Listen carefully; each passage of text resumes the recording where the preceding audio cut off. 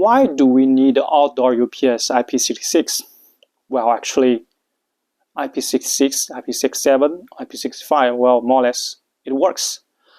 Don't think about the outdoor UPS. It's only a cabinet plus a power system. You can see that in the market, typical things you can find in the market, the outdoor UPS system is you have one cabinet that is 90-inch rack, and then you bring another 90-inch rack UPS system, 1 kVA, 2 kVA, this kind of UPS, and put it inside the cabinet. Let's build a, let's say, outdoor UPS cabinet.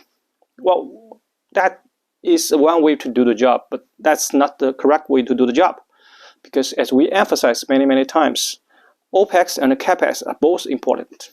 So when you're considering the investment, meanwhile you have to consider in the following years the operation cost. So total together become a TCO, right?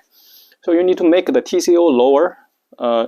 You need to consider OPEX very well, With IP65, IP66, IP67 level ingress protection outdoor UPS, you will forget about the operation. It's maintenance free.